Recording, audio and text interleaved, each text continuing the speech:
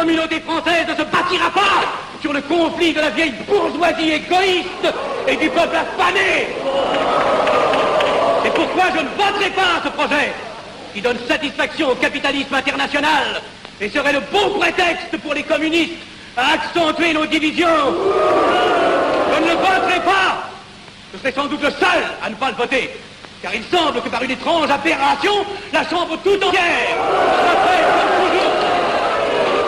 soit prête comme toujours à trahir l'intérêt français au bénéfice de certains intérêts internationaux très particuliers.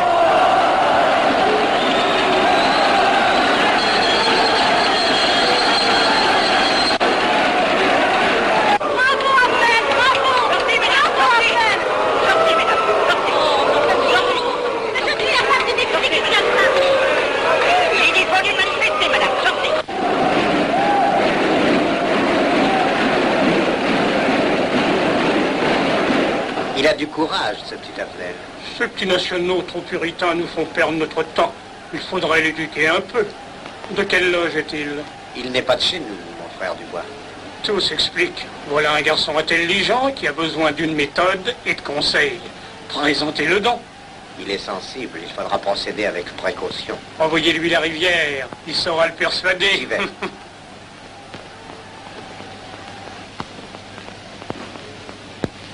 Mon cher vénérable, nous avons un service à vous demander.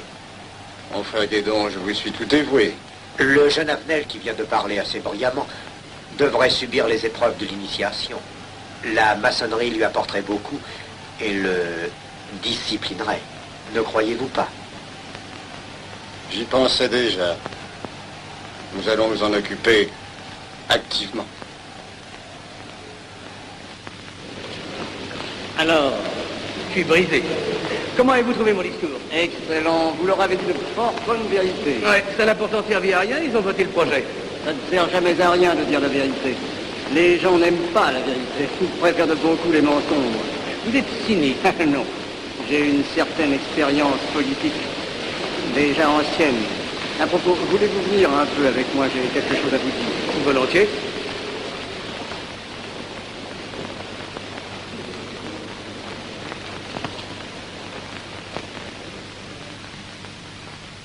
Oui, voyons, je voulais vous dire, si nous reprenions notre conversation sur la franc-maçonnerie, vous m'aviez dit l'autre jour que vous étiez curieux de connaître cette association. Ah oui, on en dit tantôt du bien, tantôt du mal. Je vous avoue que je n'aime pas beaucoup les sociétés secrètes. La franc-maçonnerie n'est pas une société secrète. C'est une société discrète. Pourquoi éprouves-tu tant de répugnance à me voir entrer dans la franc-maçonnerie? Cette association me semble suspecte. Il ne doit y avoir que des arrivistes là-dedans. Non, voyons, nous sommes peut-être aussi des braves gens animés d'un idéal sincère. Le texte qu'ils m'ont donné est rempli de bonnes idées. Tu me diras que ça n'est qu'un programme affiché à l'entrée, mais il me paraît loyal. Tu es un honnête homme, mon chéri. Mais tu as un grand défaut. Ah, et lequel? Tu ne vois jamais le mal. Tu imagines que les autres sont bons comme toi-même. C'est pourquoi tu as toujours des déceptions. N'importe, je suis décidé à tenter cette expérience. Alors fais-la. Je souhaite me tromper. Quand vas-tu te présenter chez ces gens? Mercredi. Déjà.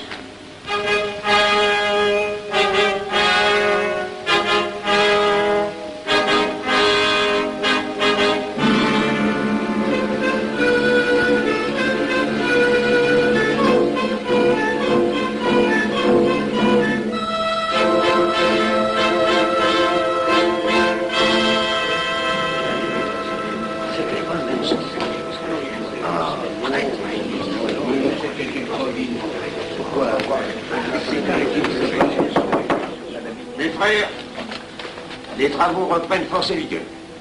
La tenue du comité a voté l'interrogatoire du profane Avenel. Nous allons lire les rapports confidentiels de nos enquêteurs. Pierre Avenel, né en 1902 à Laval, a fait sa première communion. Oh, mon frère Valérie, je vous en prie. Mais déclare ne pas pratiquer régulièrement. A même cessé de fréquenter l'église. Très bien. Mais s'avoue spiritualiste.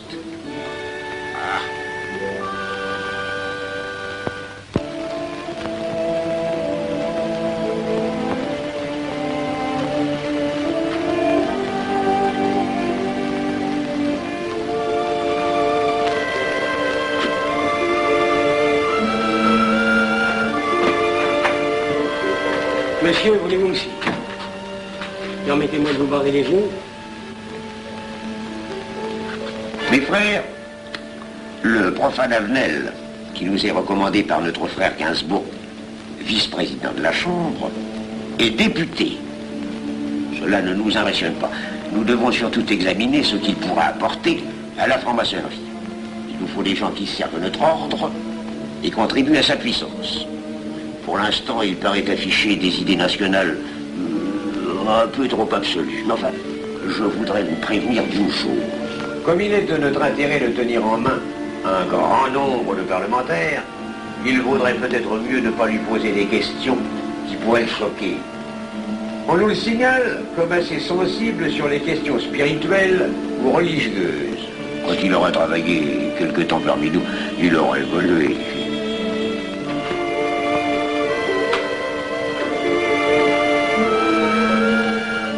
Et voilà, le silence le plus absolu, mes frères.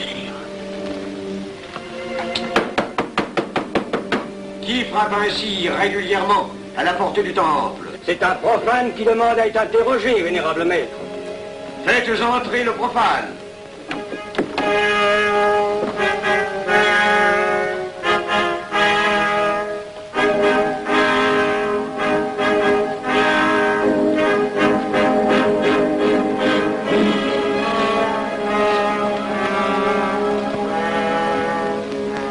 Monsieur, vous avez déclaré vouloir faire partie de la franc-maçonnerie. Mais nous désirons savoir qui vous êtes. Nous allons donc vous interroger sur vos sentiments, vos croyances, vos idées politiques. Répondez-nous sans vous troubler, mais en nous disant la plus stricte vérité. Consentez-vous à cet interrogatoire? J'y consens. Monsieur, croyez-vous en Dieu? Et pourquoi? Il semblait être déçu par ce premier contact avec la maçonnerie. Mais l'interrogatoire est assez pénible. J'ai dû paraître ridicule. Vous vous trompez. D'autres qui sont passés avant vous ont moins bien répondu. Vous avez été reçu avec une majorité convenable, 16 voix contre 10. Comment, j'ai eu 10 voix contre moi? Non, non, 2 seulement. 2. Mais les voix d'opposition comptent pour 5. Un opposant de plus, et vous étiez blackpoolé. La maçonnerie est difficile sur le choix de ses candidats. Pas assez, mon cher, pas assez. Je dois même vous avertir que lorsque vous serez en loge, vous serez déçu. Le milieu maçonnique est épouvantablement médiocre. Vous verrez que vous nous apporterez plus que vous ne recevrez. Mais ces rites dont vous m'avez parlé, ces initiations mystérieuses... De bêtises. Il y en a qui y attachent un certain sens symbolique. La plupart des maçons ritent eux-mêmes de ces vieilles pratiques désuètes. Seulement le jour de votre initiation, tenez-vous bien, les épreuves de la cérémonie ne sont pas commodes.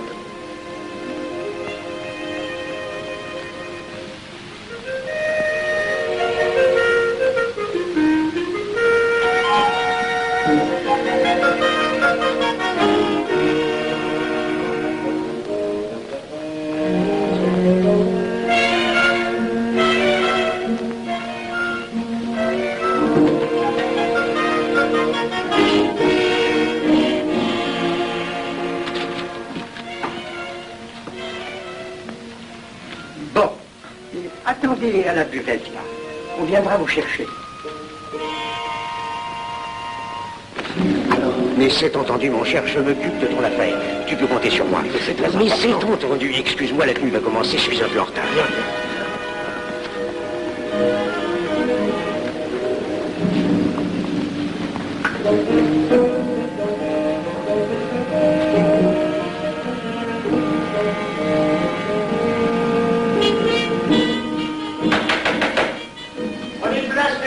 Nous allons ouvrir les travaux.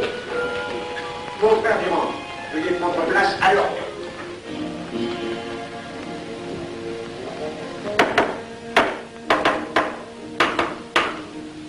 Frère premier surveillant, êtes-vous franc-maçon? Mes frères me reconnaissent comme tel, vénérable maître. Frère second surveillant, quel âge avez-vous? 3 ans, vénérable maître. Frère premier surveillant, quel est le premier devoir d'un surveillant en loge? Vénérable maître, c'est de s'assurer que le temple est couvert. Veuillez vous en faire assurer par le frère couvreur.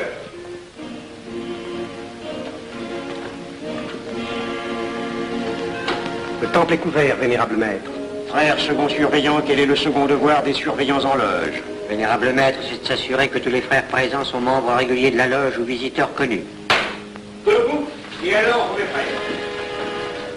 Frère premier et second surveillant, assurez-vous que tous les frères rangés devant vos colonnes sont membres réguliers de la loge ou visiteurs connus.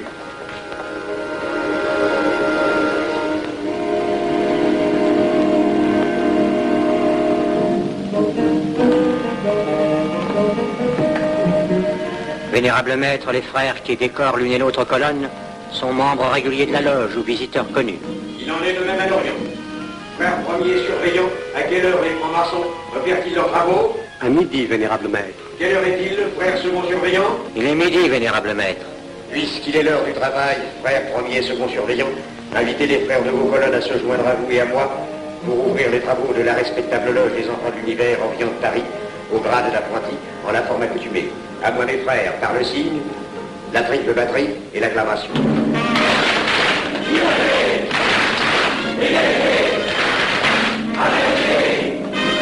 Prenez place mes frères, les travaux sont ouverts. Mes frères, l'ordre du jour appelle l'initiation du profane Avenel. L'atelier a voté dans une précédente tenue la mission du dit profane. Nous allons donc ce soir le recevoir solennellement. Mon frère couvreur, veuillez aller chercher le profane Avenel qui a écrit son testament philosophique dans le cabinet de réflexion.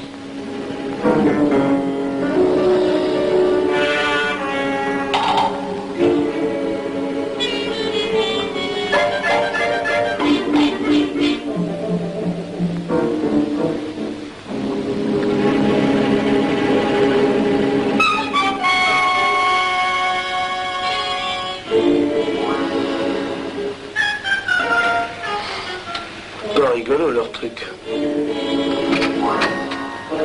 Monsieur, veuillez me suivre.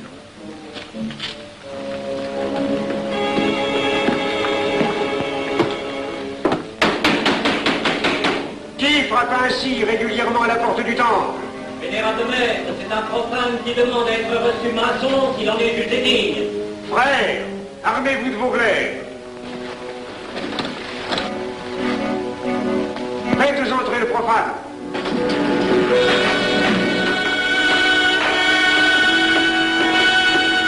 Laissez-vous, monsieur.